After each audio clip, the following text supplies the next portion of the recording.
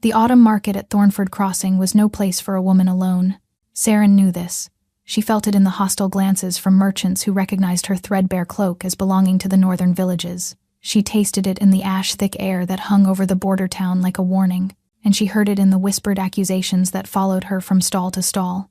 Witch, cursed, unnatural. 3 weeks since Lord Aldrich Voss had come to her village with soldiers and chains. 3 weeks since her younger brother Taran had been dragged from their cottage, accused of harboring forbidden magic. The same magic that ran through Saren's own veins like liquid fire. She had spent every last coin tracking Taran here, to this lawless crossing where the civilized kingdom of Valdros met the wild territories beyond. Somewhere in this chaos of traitors and thieves and desperate souls, she would find information, a lead, anything. Saren paused beside a cloth merchant's cart, pretending to examine bolts of fabric while her eyes swept the crowd. 2 men in the black leather of Voss's personal guard had been following her since the eastern gate. They moved like hunters, patient and certain. Her pulse quickened. Running would confirm their suspicions, but staying meant capture, meant death. A hand closed around her elbow. Before Saren could scream, she was pulled against a broad chest. The man towered over her. Dark hair swept back from a face that belonged on ancient coins, sharp jaw, aristocratic nose, and eyes the color of molten amber that burned with quiet command. "You're not safe," he murmured against her ear, his voice low and rough. "Act like you're my wife." The words made no sense. Wife? She had never seen this stranger before in her life, but his arm was already sliding around her waist, pulling her close with possessive familiarity. Over his shoulder, Saren watched the 2 guards approaching, hands resting on sword hilts. "Smile," the stranger commanded. "Like you're happy to see me." "I don't know you," Saren whispered through barely moving lips. "You do now." His thumb traced a slow circle against her hip, a gesture so intimate it sent heat flooding through her cheeks. "We've been married 2 years. You're meeting me here after visiting your mother in Ashvale. Do you understand?" One of the guards called out. "You there, step away from the woman." The stranger turned, keeping Saren tucked against his side. His entire demeanor shifted, becoming something lighter, almost amused. "Is there a problem, gentlemen? We're looking for a woman matching her description, wanted for questioning by Lord Voss himself." The stranger's eyebrows rose with perfect surprise. "My wife? Surely there's been some mistake." Saren has been in Ashvale for the past month tending to her ailing mother. He glanced down at her with such convincing warmth that Saren nearly believed him herself. "Isn't that right, darling?" Saren's throat was dry as bone. "Yes," she managed. "My mother. She's been unwell." The guards exchanged uncertain looks. One stepped closer, studying Saren's face with narrowed eyes. "What's your husband's name, then?" Panic seized her chest. She didn't know his name. She didn't know anything about him, except that his hand on her waist felt like a brand, and his presence beside her felt inexplicably like safety. "Cale Verne," the stranger answered smoothly before she could falter. "Merchant of fine goods, purveyor of rare antiquities, and devoted husband to this beautiful woman for 2 years come winter." He pressed a kiss to Saren's temple that made her breath catch. "Now, if you'll excuse us, my wife and I have much to discuss. Her mother's condition, you understand." The guards hesitated. Saren could feel the moment balanced on a knife's edge. Then the taller guard stepped back with a curt nod. "Our apologies for the interruption. You may go." Cale guided Saren away from the confrontation, his stride unhurried but purposeful. She could feel the tension coiled in his body, the controlled strength in the arm wrapped around her waist. He moved like a predator pretending to be prey. They walked in silence through the winding market streets, until the crowds thinned and the noise faded to a distant murmur. Only then did Cale release her, stepping back with an expression Saren could not read. "Who are you?" she demanded, her voice trembling despite her efforts to control it. "Why did you help me?" "The better question," Cale said quietly, "is why Lord Voss wants you badly enough to send his personal guard across 3 territories." Cold dread washed through her. "How do you know about Voss?" Something flickered in those amber eyes. "I know many things about Lord Voss, including what he does to those he captures." He paused, studying her face with unsettling intensity. "You have a brother, Taran, 14 summers old, dark hair, a gift for making plants grow where they shouldn't." The words struck Saren like physical blows. "How could you possibly know that? Where is he? Is he alive?" Cale's jaw tightened. "He lives. For now." Saren grabbed the front of his shirt, desperation, overwhelming caution. "Tell me where he is. Please, I'll do anything." For a long moment, Kyle simply looked at her, Then something shifted in his expression, the cool detachment cracking to reveal something rawer beneath. "Voss has taken your brother to Ravenmoor Fortress," he said. "The same place he takes all those he suspects of carrying the old blood." His voice dropped lower. "The same place my own people have been disappearing to for months." "Your people?" Cale glanced around the empty street, then stepped closer. Close enough that Saren could smell pine and wood smoke and something wild beneath. "There are things I need to tell you," he said. "Things that will change everything you think you know about this world and your place in it. But not here, not where his spies might hear." "Why should I trust you?" Cale's amber eyes held hers with burning directness. "Because I'm the only one who can get you inside Ravenmoor. And because, whether you know it yet or not, you and I share the same enemy." He offered his hand. Every instinct screamed at Saren to run. This man was a stranger. His help came with motives she did not understand. And yet, when she looked into those strange, golden-flecked eyes, she felt something stir deep in her chest. Something ancient, something that recognized him. She took his hand, and everything changed. Cale led her through the back alleys of Thornford Crossing with the confidence of someone who had mapped every shadow. They moved quickly, silently, until the market sounds disappeared entirely, and they emerged at the forest's edge. A weathered stable stood hidden among the trees. Inside, 2 horses waited, already saddled. "You planned this," Saren realized. "You knew I would be here. I knew Voss's guards would be hunting someone today." Cale swung onto the larger horse with fluid grace. "I didn't know it would be you." "That's not an answer." "No." He extended a hand to help her mount behind him. "It isn't." They rode through the afternoon, deeper into territory Saren had only heard of in whispered warnings. The Thornwood, the wild lands where the kingdom's laws meant nothing and ancient powers still held sway. She clung to Cale's waist as the horse navigated treacherous paths, acutely aware of the heat radiating from his body and the steady rhythm of his breathing. "You said we share an enemy," Saren spoke into the silence. "What did you mean?" "Lord Voss has been conducting experiments," Cale replied without turning. "On people with abilities he deems unnatural. People like your brother." A pause. "People like you." Saren's grip tightened involuntarily. "I don't know what you're talking about." "Don't you?" Now he did turn, enough that she could see his profile. "The gift that runs through your bloodline. The power to heal wounds that should be fatal. To sense sickness before it manifests. To feel the life force of every living thing around you." Her breath caught. "How could you possibly know that?" "Because I can smell it on you." His voice dropped to something barely above a growl. "The old magic. It sings in your blood like starlight." "Smell it?" Saren's thoughts scattered like startled birds. What manner of man could smell magic? Before she could demand answers, Cale raised his hand sharply. The horse stopped, and in the sudden stillness, Saren heard it too. Hoofbeats. Many of them. Coming fast. "Voss's hunters," Cale said, his tone gone cold. "They've tracked us." "How?" "We were careful. Not careful enough." He dismounted in one smooth motion and pulled her down beside him. "Listen to me. There's a ravine ahead, narrow enough to cross on foot but too dangerous for horses. I need you to run. Don't stop until you reach the stone arch on the other side. My people will find you there." "What about you?" Cale's smile was sharp as a blade. "I'll be right behind you." "You're lying." Saren grabbed his arm. "You're going to fight them alone. I'm going to delay them. There's a difference. There are at least a dozen riders. You'll die." Something ancient flickered in Cale's eyes. "I'm harder to kill than I look."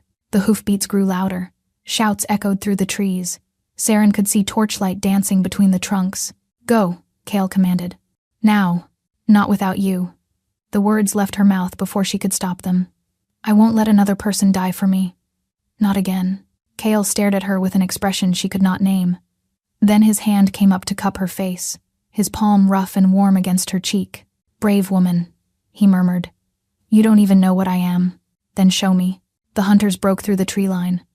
A dozen armed men on horseback, their leader bearing Voss's crest on his armor. They spread out in a half circle, cutting off escape. "There she is," the captain called out. "The witch. And she's found herself a protector." He laughed, a cruel sound. "Kill the man. Take the woman alive. Lord Voss has plans for her." Saren felt Cale's body go rigid beside her. A low sound rumbled from his chest, something that vibrated through the air like distant thunder. Then he stepped forward and let them see what he truly was. The change began in his eyes, amber bleeding into molten gold. Then his shoulders widened, his spine curved, and shadows erupted from his form like wings of pure darkness. Bones cracked and reformed with sounds that made Saren's stomach lurch. Clothing tore away as muscle and sinew reshaped themselves into something massive and terrible and beautiful. Where Chaol had stood moments before, there now crouched a wolf the size of a warhorse. Silver-black fur rippled over corded muscle, golden eyes blazed with predatory intelligence, and when the beast opened its jaws, the roar that emerged shook leaves from their branches. The hunters' horses screamed and reared. Men shouted in terror, their formation shattering as trained warhorses became uncontrollable with primal fear. The wolf moved like lightning-made flesh. Saren watched, frozen, as Chaol tore through the hunters with savage precision. He didn't kill to cause suffering. Every strike was efficient, targeted, dropping men from their saddles without unnecessary cruelty. Within moments, half the company lay groaning on the forest floor while the rest fled, screaming into the darkness. Then the wolf turned to face her. Saren should have run. Every rational part of her mind screamed that she was standing before a creature of nightmare, a monster from the old stories meant to frighten children into obedience. Instead, she stood her ground. The wolf approached slowly, its massive head lowered, golden eyes fixed on her face. When it stopped an arm's length away, Saren could feel its breath hot against her skin. "Chaol," she whispered. The wolf made a sound, low and soft, almost like a question. Then it pressed its enormous muzzle against her palm. The contact sent a jolt through Saren's entire body. Her healing gift surged awake without her permission, reaching toward this creature with desperate recognition. She felt Chaol's presence beneath the wolf's form, felt his consciousness brushing against hers with something that felt impossibly like longing.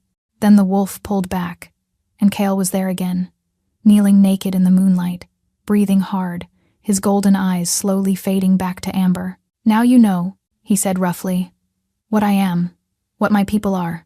He rose to his feet, seemingly unbothered by his state. "The ones Voss has been hunting. The ones he captures and experiments on and murders in the name of purifying the realm." Saren's voice emerged as barely a whisper. "Shifters. The old stories are true. The old stories are shadows of the truth." Chaol's expression hardened. "I am Chaol Virn, Alpha King of the Thornwood Pack, and your brother is being held in a fortress built specifically to cage and destroy my kind." They reached the Thornwood settlement as dawn painted the sky in shades of rose and gold. Saren had expected savagery. The kingdom's priests spoke of shifters as demons wearing flesh, monsters without morality or civilization. Instead, she found herself entering a village that could have belonged to any prosperous holding. Stone cottages with flowering gardens, children chasing each other through cobbled streets, the smell of fresh bread drifting from a communal bakery, and everywhere, people stopping to stare at their alpha walking beside a human woman. "They're afraid of me," Saren murmured, noting how mothers pulled children behind their skirts and men fingered weapons at their belts. "They're cautious," Chaol corrected. "Humans from the lowlands have brought nothing but pain to my people. You'll need to earn their trust. How am I supposed to do that when your people want me dead?" "Not dead." A young man fell into step beside them, his dark hair and sharp features marking him as kin to Chaol. "Just thoroughly investigated." "Hello, brother. Care to explain why you've brought a human witch into our territory?" "Saren, this is Ronan, my second, my brother, and the most irritating person you'll ever meet." Ronan grinned. "Charmed, I'm sure. Now answer the question." "She's under my protection," Chaol said flatly. "Her brother is held at Ravenmoor alongside our missing pack members. Her abilities may be the key to breaching Voss's defenses." "Abilities?" Ronan's eyes narrowed as he studied Saren with new interest. "What kind of abilities are we talking about?" "The healing kind," Saren answered before Chaol could speak for her. "Though I doubt that's useful for breaking into fortresses." Something flickered in Ronan's expression. "A healer? A true healer with the old gift?" "Yes. Why? What does it matter?" Ronan and Chaol exchanged a look heavy with unspoken meaning. Then Chaol took Saren's elbow and guided her toward a larger building at the settlement's center. "There's something you need to see," he said quietly. "Something that will help you understand why I brought you here, and why your gift matters more than you know." The building was a healing house. Saren recognized the herb scent instantly, the same plants her grandmother had taught her to cultivate, though she had never seen them growing in such abundance. But it was not the herbs that made her breath catch. It was the patients. Rows of beds filled the long room, each one occupied by a shifter in obvious agony. Their skin was mottled with silver-black discoloration that spread like frost across their bodies. Some writhed and moaned, others lay terrifyingly still. "Voss's work," Chaol said. his voice tight with barely contained rage. "A poison designed specifically to target our kind. It attacks the bond between our human and wolf spirits, tearing us apart from within." Saren moved toward the nearest patient without conscious thought. A woman, young, with silver hair matted by fever sweat. The discoloration had spread across her chest and down her arms, pulsing with sickly luminescence. "May I?" Saren asked, her hand hovering over the woman's shoulder. Kale nodded. The moment Saren's fingers touched flesh, her healing gift surged to life. Golden warmth flowed from her palm, instinctively seeking the source of corruption. She could feel the poison now, a malevolent presence that seemed almost alive in its hunger to destroy. But she could feel something else too.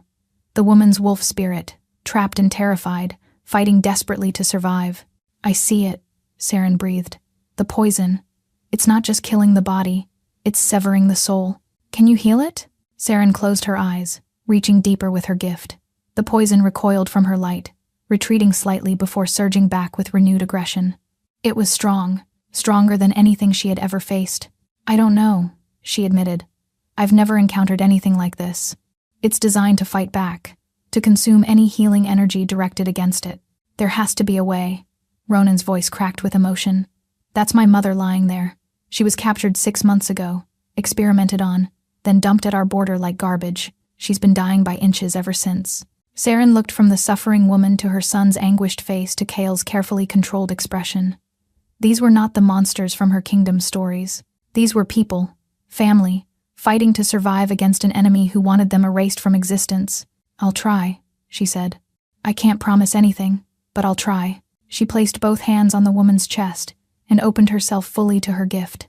The pain hit immediately, sharp and disorienting as the poison recognized a threat and attacked. Saren gasped but held her ground, pushing her healing light deeper into the corrupted tissue.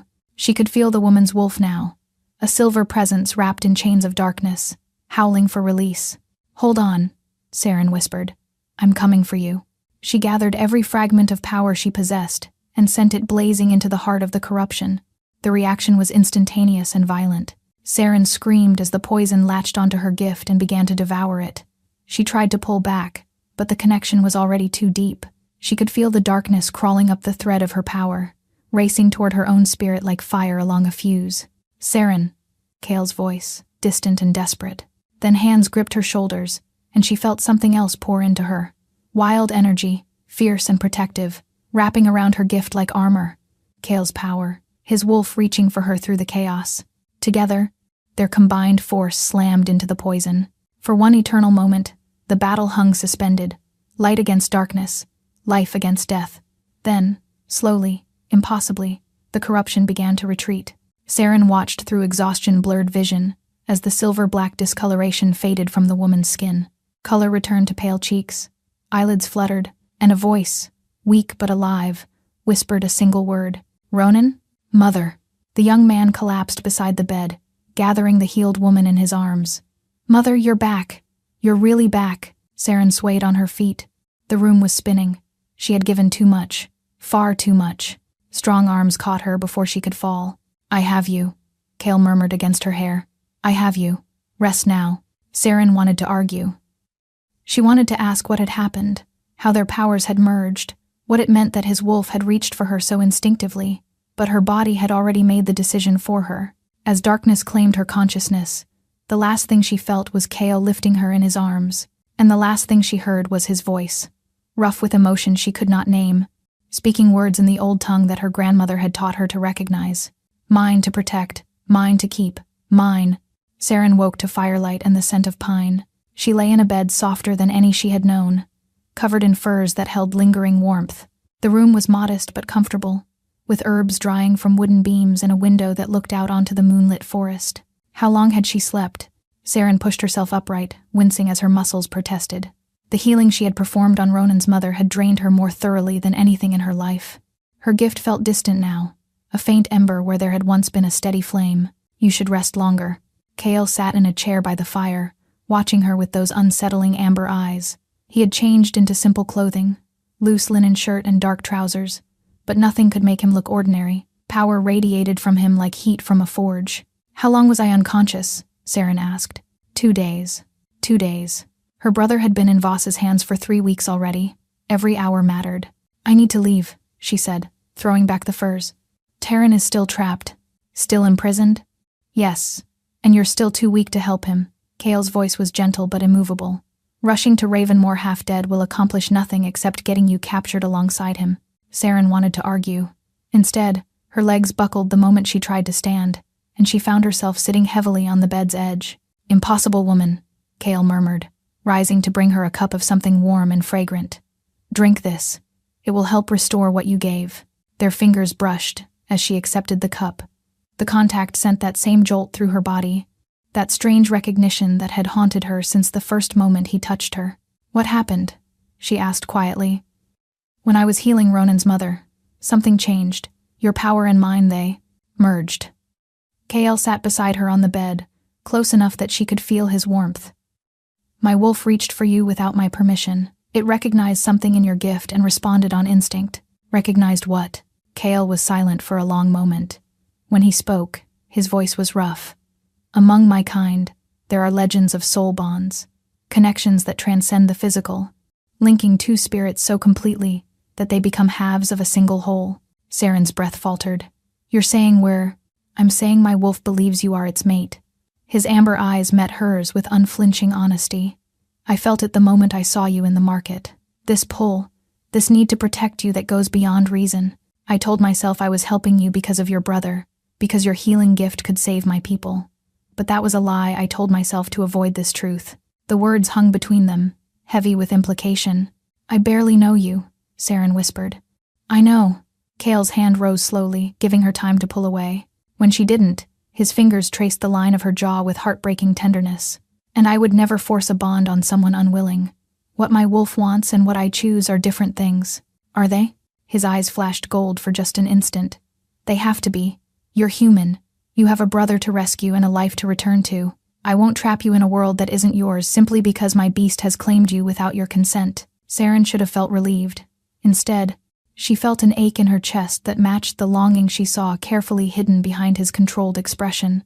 What if I don't want to return? The question escaped before she could contain it. Cale went very still. You don't know what you're saying. Maybe not. Saren set down the cup and reached for his hand. But I know that when your wolf reached for me during that healing, something in my soul reached back. I know that I've felt safer in these 2 days among supposed monsters than I ever felt in the kingdom that calls itself civilized. And I know that when you speak to me in the old tongue, my heart understands words my mind has never learned. Saren, you called me yours. Her voice trembled. When you carried me here, you said mine to protect, mine to keep. I heard you. Cale's expression cracked open, revealing such raw vulnerability that Saren's breath caught. You weren't supposed to understand that, but I did. For a suspended moment, neither of them moved. Then Cale leaned forward, his forehead pressing against hers, his breath warm on her lips. If I kiss you, he said roughly, I won't be able to let you go. My wolf will take it as acceptance. The bond will begin forming whether we intend it or not. Saren answered by closing the distance between them. The kiss started gentle, questioning. Then Cale made a sound low in his throat and his hands buried in her hair, pulling her closer as the kiss deepened into something hungry and desperate. Saren felt heat racing through her veins, felt her gift stirring back to life in response to his touch, felt the first golden threads of connection weaving between their spirits. A sharp knock at the door tore them apart. Ronan burst in without waiting for permission, his face pale with alarm. Brother, we have a problem. Scouts report a company of soldiers approaching from the south, at least 50 men, bearing Voss's banner. Cale was on his feet instantly, all softness gone. How did they find us? I don't know, but that's not the worst of it. Ronan's eyes flickered to Saren. They're carrying a white flag, and they've brought a prisoner to negotiate with. Ice flooded Saren's veins. A prisoner? Ronan's expression said everything his words didn't need to. A boy, he confirmed. 14 summers. Dark hair. They're calling him the witch's brother. Saren ran. She ignored Cale's shouts behind her, ignored the burning weakness in her limbs, ignored everything except the desperate need to reach the settlement's edge where the soldiers waited. Taryn. They had Taryn. The scene that greeted her was a nightmare made flesh.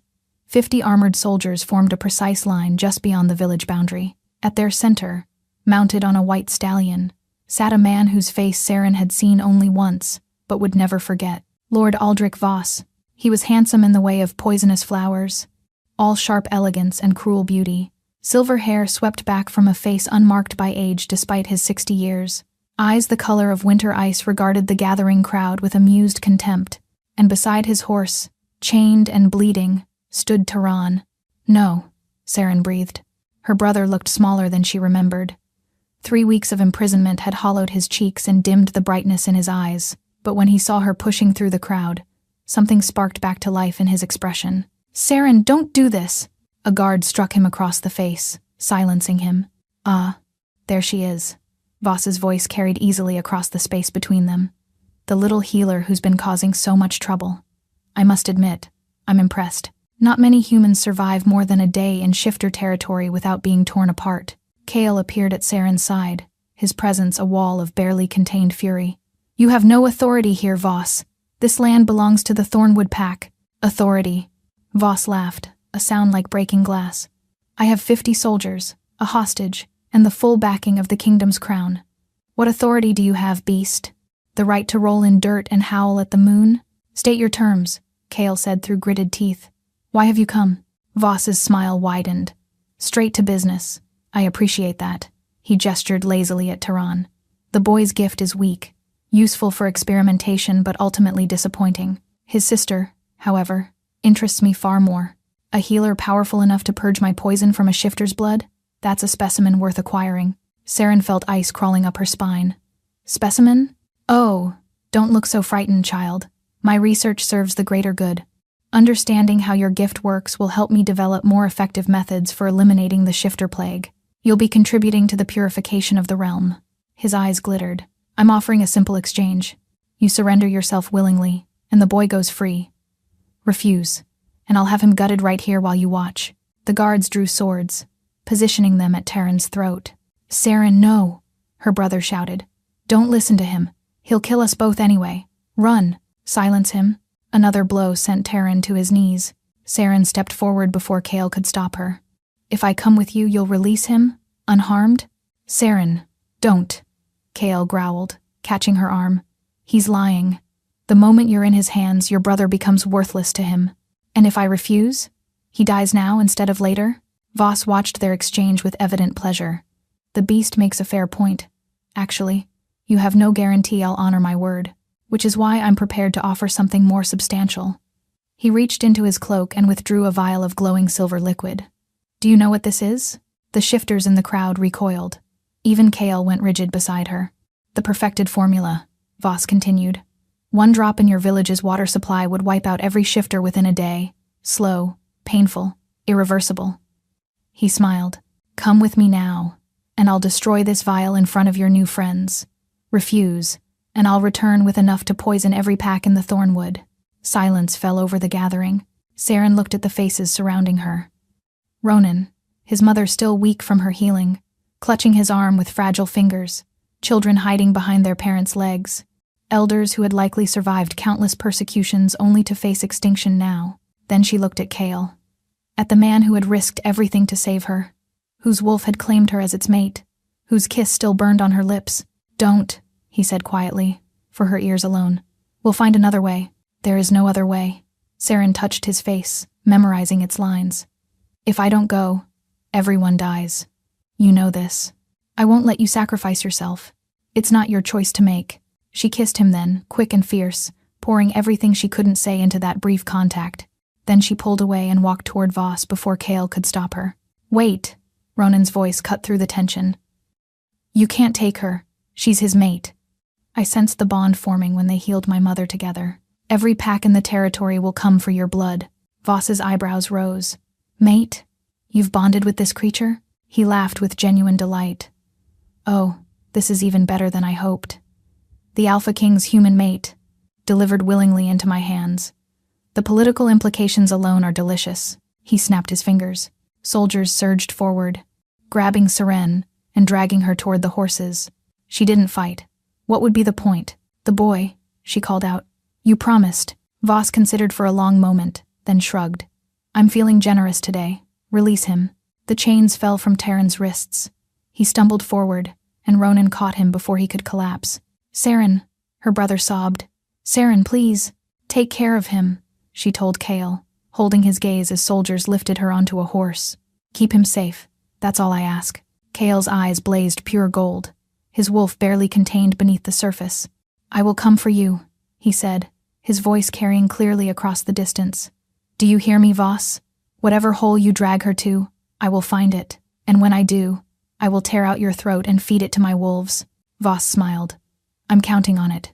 He gave the signal, and the company rode away, carrying Saren with them. The last thing she saw before the forest swallowed them was Kale transforming, his anguished howl splitting the sky as his massive wolf form launched after them.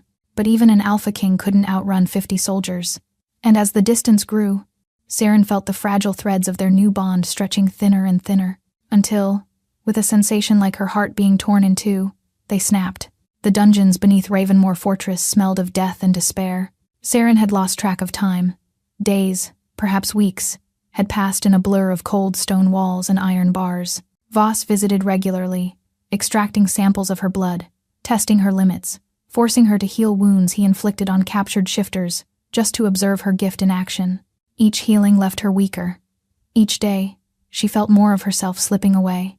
But the worst pain wasn't physical. It was the silence where Kale's presence had once been. The bond had shattered when they dragged her beyond the Thornwood's boundaries. She had felt it break like a physical wound, leaving an emptiness in her chest that nothing could fill. Sometimes, in her darkest moments, she wondered if he had felt it too, if he was suffering the way she was suffering, or if he had already moved on, finding another mate to replace the foolish human who had gotten herself captured. "Stop." Saren shook herself from the spiral. Self-pity was a luxury she couldn't afford.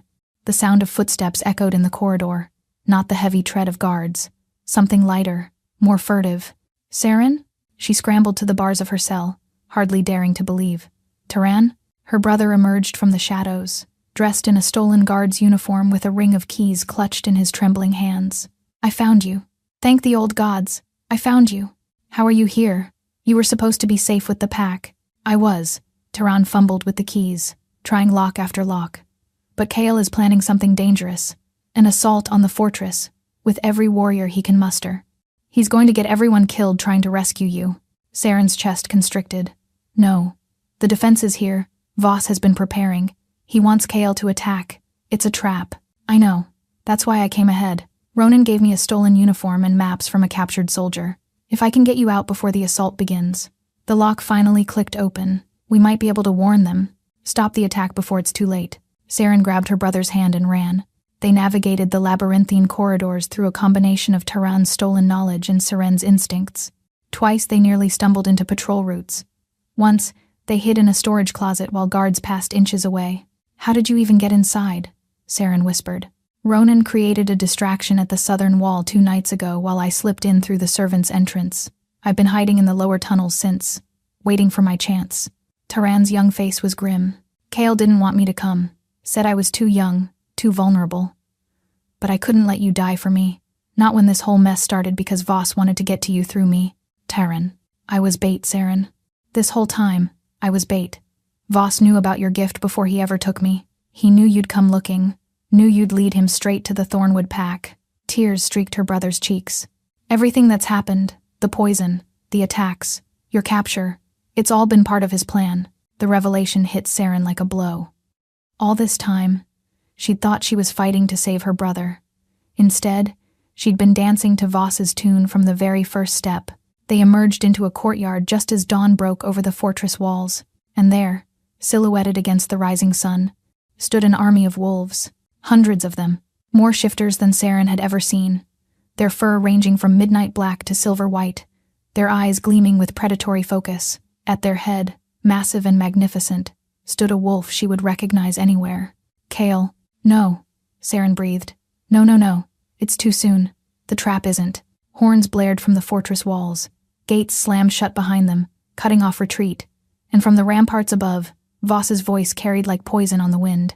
"Welcome, Alpha King. I've been expecting you." Archers appeared along every wall, their arrows tipped with silver that glinted in the morning light. Catapults loaded with vials of the killing poison stood ready to fire, and marching from the fortress interior came ranks upon ranks of armored soldiers, outnumbering the wolf army 3-1. Kyle shifted to human form, standing naked and defiant in the courtyard's center. His eyes found Saren's across the chaos. "You're alive," he said, and the relief in his voice broke her heart. "It's a trap," she shouted. Kale, you have to retreat. He planned all of this. He wanted you to attack. I know. Kale's expression was calm, accepting. I've known since the moment they took you. Then why did you come? His smile was sad and beautiful and terrible all at once. Because a broken bond doesn't stop the heart from beating. And mine stopped the moment they carried you away. Voss descended from the ramparts, clapping slowly. Touching, truly touching, the beast and his witch, reunited at last. He stopped several yards from Kale, confidence radiating from every pore. You know you can't win this fight. My forces will slaughter your wolves before they breach the first line. Probably, Kale agreed. So why come? Why throw away everything for one human woman? Kale's eyes never left Saren's face. Because she's not just one human woman. She's everything. And some things are worth dying for. He shifted. The wolves charged. And as arrows rained from the sky and poison clouds erupted across the battlefield, Saren felt something impossible stirring in her chest. A spark. A thread. A connection she had thought forever severed beginning to reform. Kale's voice echoed in her mind, clear as it had never been before. I'm coming for you, my heart. Just hold on. The battle was a symphony of chaos and blood. Saren watched in horror as silver arrows found their marks, as wolves fell howling to the poison-laced ground, as Kale's army broke against Voss's prepared defenses like waves against stone. The courtyard became a slaughterhouse within minutes, and through it all, the fragile thread of her reforming bond with Kale pulsed with his pain. Every wound he took, she felt. Every fallen pack member carved grief into his heart that echoed through hers. He was fighting his way toward her with savage determination, cutting through soldiers like they were made of paper, but even an Alpha King had limits. We have to help them, Terran said, his voice cracking with fear. How? Saren's gift was drained. Her body was weak from weeks of captivity. What could she possibly do against an army? Then she saw it. The catapults. Each one loaded with vials of Voss's killing poison, ready to be launched into the heart of the wolf army. If even one struck true, hundreds would die in agony. The catapults, she breathed. If I can reach them, you'll be killed. Maybe. Saren gripped her brother's shoulders. Find somewhere safe. Hide until this is over. Whatever happens, survive. Do you understand me? Saren. Promise me, Terran. Her brother's face crumpled, but he nodded. I promise. Saren ran. She moved through the chaos like a ghost, dodging clashing bodies and falling weapons. Soldiers barely noticed her, too focused on the wolves tearing through their ranks. She climbed collapsed rubble and skirted pools of blood until she reached the first catapult. The mechanism was complex, but destruction was simple. She grabbed a fallen sword and hacked at the ropes until they snapped, sending the arm crashing uselessly to the ground. One down, 3 more to go. She sprinted toward the second, then the third. By the time she reached the fourth, her arms burned and her lungs screamed for air. But she was so close. Just one more. Impressive. Voss stepped from behind the catapult, a silver blade gleaming in his hand. Saren skidded to a halt, her stolen sword raised between them. You've caused quite a bit of trouble, little healer. Voss advanced slowly, his smile never wavering. I was going to dissect you eventually, but I think I'd rather kill you now. Let your alpha watch the light, leave your eyes. It will break him more thoroughly than any poison ever could. You underestimate him. Do I? Voss laughed. Look around you, child. His army is dying, his pack is being slaughtered, and you, his precious mate, are about to bleed out at my feet. What exactly do I underestimate? Saren felt Kale's presence through the bond, a blazing sun of fury and fear and desperate love. He was fighting toward her, but he was too far away. He wouldn't reach her in time. She had to save herself. The thought crystallized with sudden clarity. All her life, she had hidden her gift, suppressed it, treated it as something shameful to be concealed. But her grandmother had spoken of ancestors who wielded the old magic like a weapon, healers who could sense the life force in every living thing, including the life force of their enemies. Saren let the sword fall, knowing steel couldn't save her now, only the gift she'd spent her whole life hiding. Surrendering? Voss raised an eyebrow. How disappointing. No. Saren closed her eyes and reached deep within herself, past the exhaustion, past the fear, to the core of power she had never dared fully unleash. I'm done hiding. The magic erupted from her like a golden sunrise. It blazed outward in a wave of pure life force, so bright that soldiers shielded their eyes and wolves howled in recognition. Saren felt it touch every living thing in the courtyard, felt the threads of existence connecting every creature present, and she felt Voss. His life force was twisted, corrupted, The same silver-black taint that poisoned his victims ran through his own veins, sustained by decades of dark experimentation. He had made himself something not quite human, not quite alive. "What are you doing?" For the first time, fear flickered in Voss's eyes. "Stop this! Stop this now! You wanted to know how my gift works."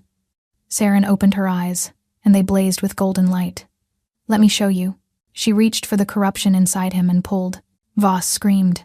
The sound was inhuman, a shriek of agony as Saren's power tore through him, ripping away the dark magic that had sustained his unnatural life. Decades of stolen vitality unraveled in seconds. His silver hair turned white, then fell away entirely. His smooth skin withered and cracked. His body crumbled in on itself like a sandcastle before the tide. When it was over, nothing remained but ash and the fading echo of his final scream. Saren swayed.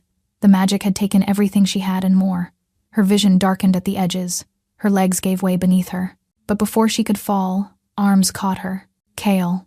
He was wounded, bleeding from a dozen cuts, his human form battered but alive. His amber eyes searched her face with desperate intensity. "You killed him," he said hoarsely.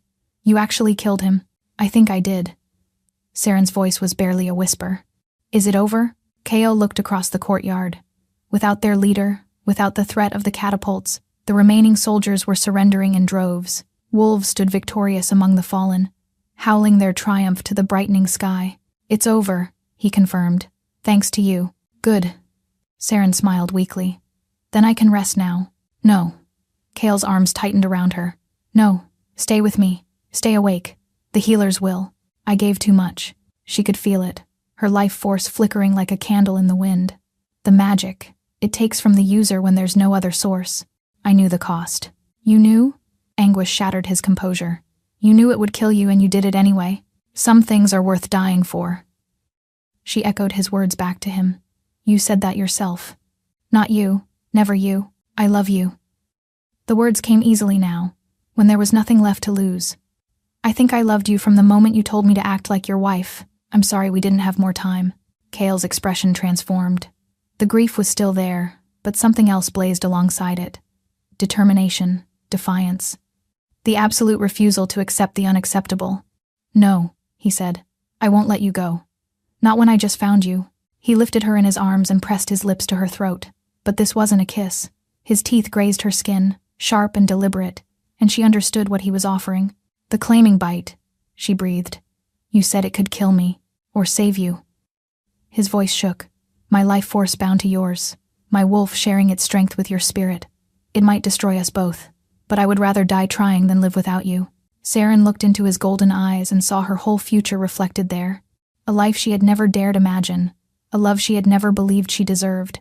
"Then claim me," she whispered, "and I'll claim you right back." Kale's teeth sank into her throat. The pain was blinding, exquisite, transformative.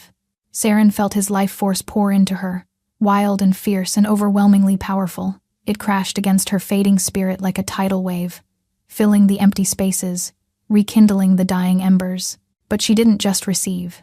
She gave. Her healing magic surged through the bond, wrapping around his wounds, mending his injuries, pouring her essence into him as he poured his into her.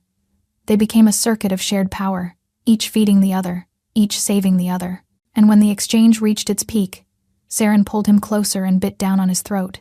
The world exploded into golden light. When it faded, they lay tangled together on the blood-soaked ground, both breathing, both alive, both irrevocably changed. Saren could feel Kale's heartbeat as clearly as her own, could sense his emotions, his thoughts, and his wolf spirit prowling contentedly alongside her consciousness. "You're here," Kale murmured against her hair. "You're still here. Where else would I be?" She pulled back enough to look at his face. "I'm yours. You're mine. That's how this works, isn't it?" His smile was the most beautiful thing she had ever seen. "That's exactly how this works." Around them, wolves began to shift back to human form. Ronan was the first to reach them, his expression cycling through disbelief, relief, and finally exasperated joy. "You two are absolutely mad," he announced. "Magnificent, ridiculous, utterly insane. And I've never been prouder." "We'll take that as a compliment," Kale said, climbing to his feet and pulling Saren up with him. Terran emerged from his hiding spot, running to Saren with tears streaming down his face. She caught him in a fierce embrace, feeling her brother's heartbeat against hers. "You're okay," he sobbed. You're really okay. I'm okay. She kissed the top of his head. We're all okay. The pack gathered around them as the sun rose fully over Ravenmoor's broken walls. Soldiers were being rounded up, wounded were being tended, and at the center of it all, Saren stood beside her mate, her brother at her side, surrounded by people who had been strangers 3 weeks ago but now felt like family. What happens now? She asked. Cale's hand found hers, their fingers interlacing. Now we go home. Now we rebuild. Now we create a future where our people don't have to hide what they are. Our people? You're the Alpha Queen now. His eyes sparkled. Where I go, you go. Where I rule, you rule. Where I belong, you belong. Saren looked out at the assembled pack, at the faces watching her with hope and acceptance, and the first fragile seeds of loyalty. She had spent her whole life running from what she was, hiding her gift, pretending to be ordinary. No more. Then let's go home, she said. The wolves howled their approval, the sound rising to the heavens like a hymn of victory. And as Cale shifted into his magnificent wolf form, and Saren climbed onto his back, she knew with absolute certainty that she had finally found where she belonged. Not in the kingdom that had feared her, not in the village that had whispered witch behind her back, but here, in the wild places where magic ran free and love transcended the boundaries between human and wolf. She was home at last. Thank you for listening. If you enjoyed this story, please like and subscribe for more paranormal romance content.